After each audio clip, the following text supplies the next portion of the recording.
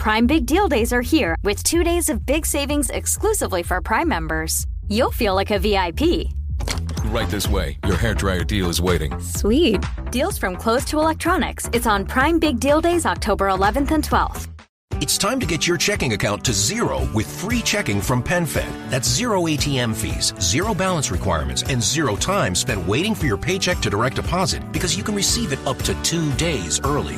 Open your account with just $25 and see how big zero can be. Apply online today at PenFed.org/free checking. Early direct deposit eligibility may vary between pay periods and timing of payer's funding. To receive any advertised product, you must become a member of PenFed, insured by NCUA. PenFed's got great rates for everyone. Everyone, thanks for listening to the Western Hunting Hub podcast. This episode is all about antelope hunting and some of the fun things that entails. And October is mainly rifle antelope. August to September, we do a little more archery and the various state to state. But it's antelope season. And man, I just missing out with a rifle tag this year. It's cool to see some really good goats. I know Southwest Wyoming is hurting. We did some things in South Dakota this year with tag allocations and made some really good choices on that. Didn't come without a little confrontation, but the goat population looks good. I was out on some public land, some heavy hit public land the other day, doing some other things, and man, there was groups of antelope everywhere. It was really cool to see. But before we get to that episode, let's do a couple little housekeeping things. Let's go with check out my buddy Drea's book. She's telling her story that I've known about for a while, but I don't really know it. So again, it's called An Untold Story. So go check that out. You can find that at whatsyourwild.net. And I know if you just Google What's Her Wild and Untold Story by Andrea Grangroth, you could find that on Amazon, BookLogix. You can see it on Barnes & Noble had it. So you can go pick up that book or the audio version. And I'm going to actually attempt to just read it instead of the audio version, which would be much easier for me. But that's what I'm going to do. So you can go get that. Also, make sure you're going over to howl.org, howlforwildlife.org, and take action. It's a free thing to do.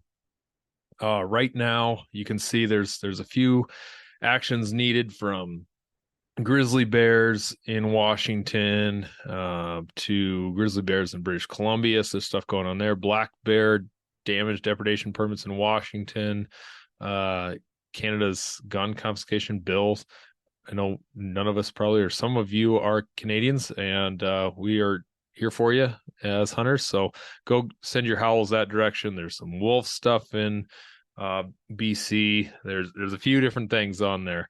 So go and it takes you no time at all. As long as you have an account, you sign in, and I'll tell you right now, as I'm doing it, click through. There's some really good memberships on, or incentives, so check those things out. But if I go over to my member hub, you can see what you've done and what you haven't done, so that's good to do. And then you can go in there and click on one thing. Grizzlies are already in Washington. Should we bring more? Because that's the thing that's happening right now. Internet's being a little slow. You can read all about it. You can then find ways to how to do more action on this one. Oh, this one is not just click a button and send it like most of them are. But anyway, you can go in there, click the support pro grizzly bear conservation in British Columbia. And if you're up for that, you can sign it, send it on. It takes you a minute and a half to do, as long as your internet's going a little quicker. So go check that out. That's an important thing we need to do. And there's a lot of people that you may not know involved in that organization. So go do something there. That's going to help wildlife and hunting for the future generations.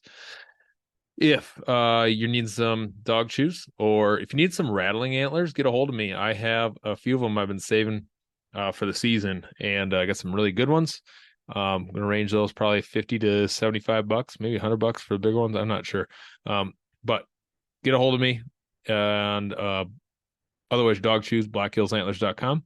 10% off there using the coupon code podcast. While we're talking about Drea, go to Ridge Patrol, enter code Clint10, get a discount there. And I think my Wilderness Athlete is still working for the supplements. Use Hunting Hub. I believe that's all lowercase for a discount on that. So let's get started talking about antelope.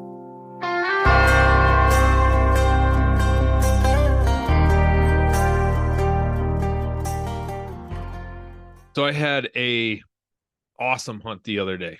I wanted to get a archery antelope tag. It's something I really, really want to do. It's like, I don't know if I'm going to have time. It's one of those additional tags that I just wanted to go pick up, and maybe I'll have a day, maybe 2 days to go out on that hunt and make something happen. But so I got that tag, and sure enough, had a day off and thought, today's the day. I'm going to go hunting. The great thing about antelope hunting is you don't always have to get up too early. Only reason I wanted to get going a little sooner than I did was just because had an hour and a half travel in there.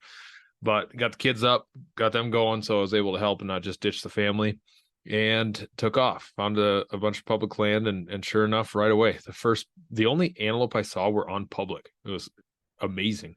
Saw a couple of good groups, and the first one pulled up to it, and we're talking third week in September is when this is going down. So it gives you an idea of rut activity.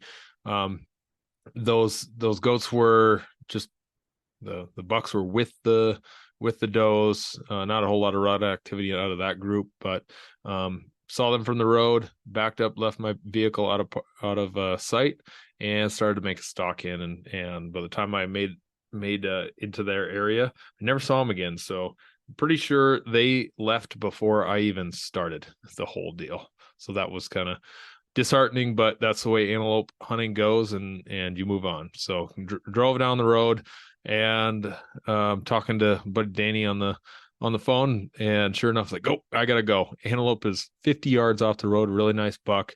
And I thought, I don't know where I'm going to park. I need to get out of sight as I park, and sure enough, as I drove down the road further, I was able to get out of sight and down in the bottom of a drainage. And it was public, which is a cool thing.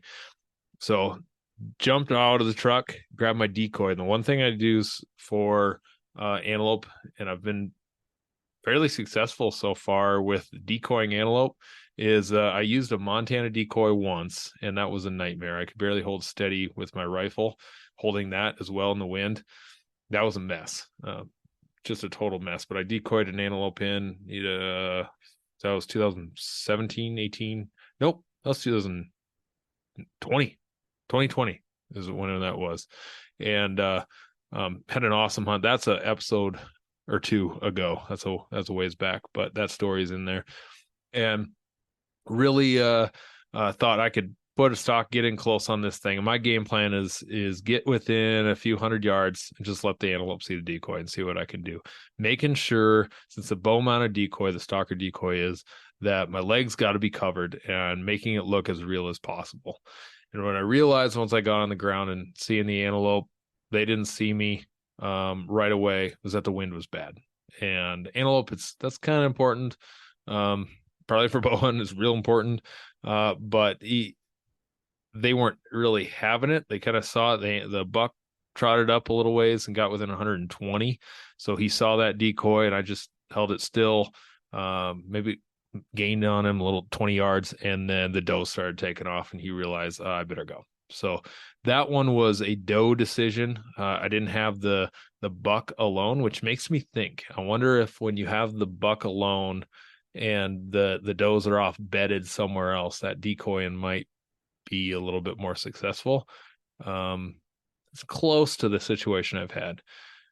The best situation I've had in both scenarios when I've decoyed antelope is when they are already off chasing other bucks. When you catch them in that act of, I'm angry and I want to go. That's been the most successful for me, is when they've been angry and they want to chase other bucks off. So if you can find that antelope doing that, I think a decoy is a pretty solid way to go. If you're public land hunting with a rifle, decoying is a dangerous game. you got to be careful with that. Not something I'd probably recommend. So that antelope took off with his does, and he really wasn't having it. I'm really bummed. I didn't have my antelope call. There's an old, I think it's a Wayne Carlton or something like that, this little squeeze thing that you can bite to and blow. And they made that wheezing sound at me. And I thought, man, what do you do when an elk barks at you? You bark right back, letting them know, hey, this is not a big deal. So I really am curious if I had that call and I had barked back at him or wheezed back at him, I wonder what would happen. So that nobody really uses vocalizations for antelope because they don't have vocal cords. They don't make a really good vocalization. It's just a wheezing of air blowing out their windpipe. So that didn't happen, and it's bothered me. I wish I have that call or two of them in my office right now. I wish I would have brought those along. So that stock was done. He took off and down to the rest of the end of the public he went and disappeared. So, and I figured after chasing them around, it's not worth really chasing them because they're not going to decoy in. But next thing I did was go to a little different type of terrain. I was in some sage. I was in that kind of rolling hills with some different, very diverse vegetation, and headed on over to some grassland that had, it's just that straight grass, very green this time of year, which is kind of unique. It looks like April or August, or not April or August, looks like April or May.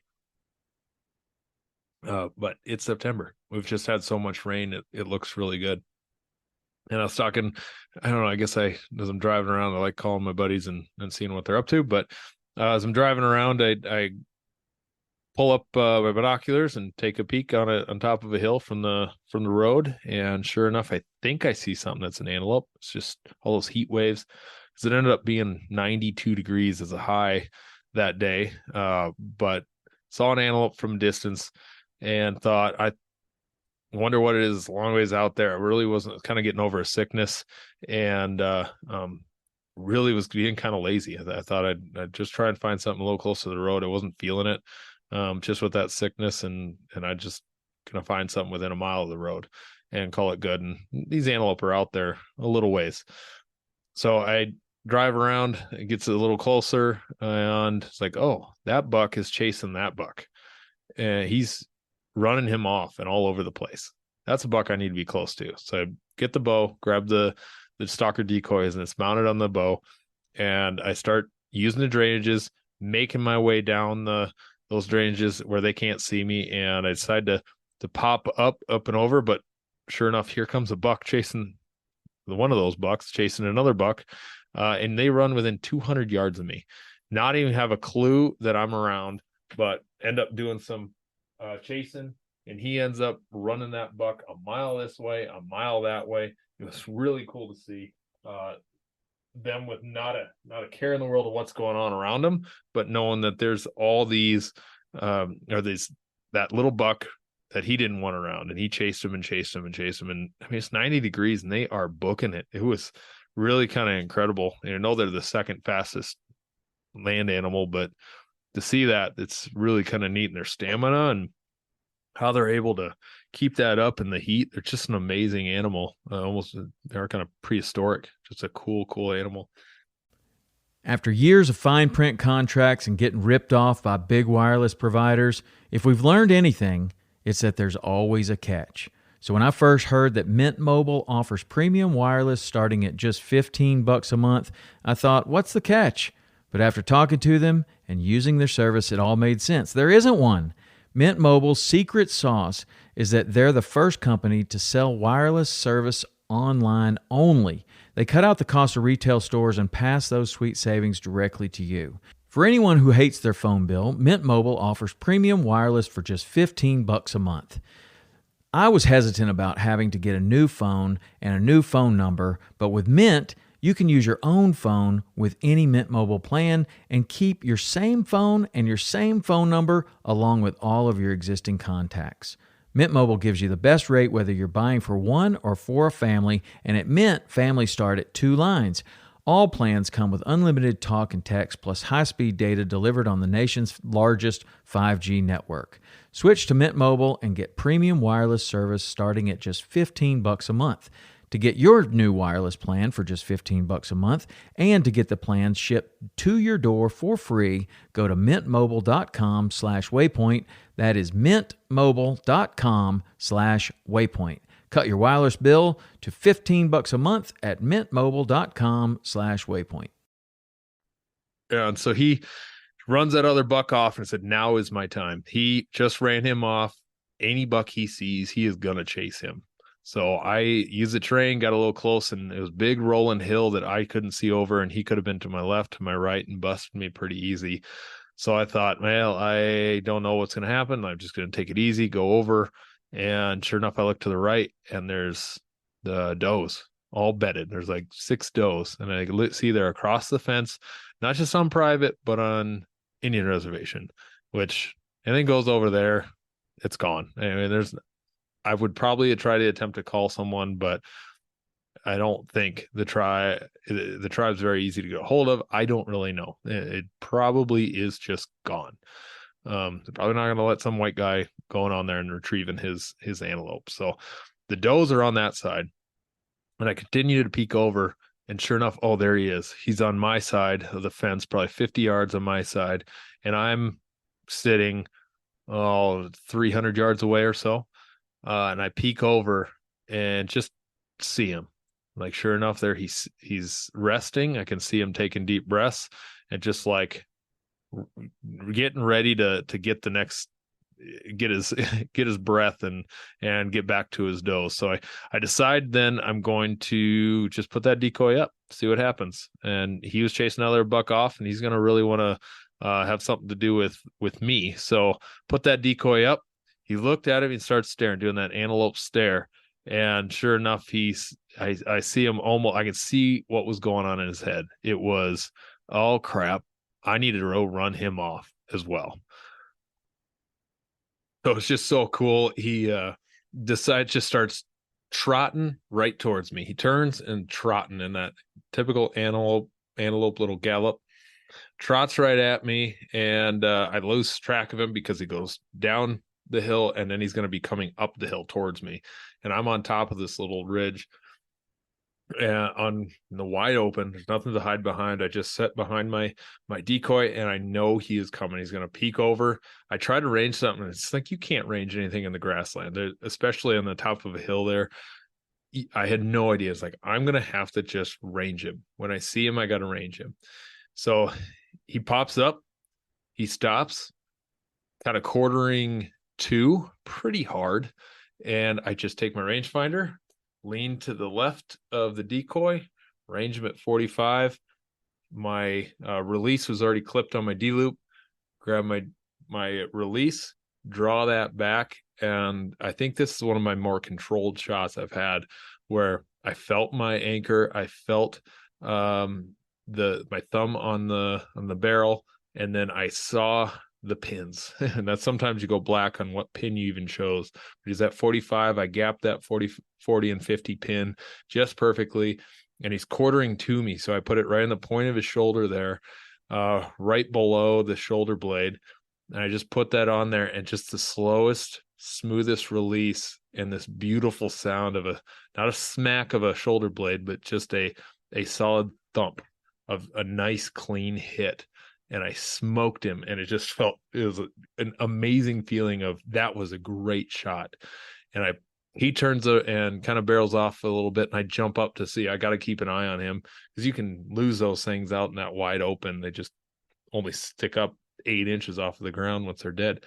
And so I jump up and go kind of follow him to see where he went. And of course, then I lose the spot of where I shoot and where I'm going to be looking for my arrow later on. But he ends up stumbling, and he's out probably at 100 yards, stumbling and looking sick. And then he tries to bed down, and he gets back up, and he's stumbling and tries to bed down and gets back up. And all this is in probably 30 seconds. But then he decides to bed down, and I realize, oh, that wind's not doing so good for me. I don't want to bump him over to the reservation. I was just over and over and over, saying in my head, please drop, please die, please die, please die, tip over, tip over, tip over. Didn't want him to go to his does. He could have easily ran to his does and taken them off, but thankfully the shot was perfect, and it wasn't going to be doing it. He wasn't going anywhere. So he beds down, and I decided I'm going to get the wind right as I approach him this time, and sneak just out of sight. When I peek over, I finally see him at 60 yards, and he's his head's down and game over, which is super cool to see.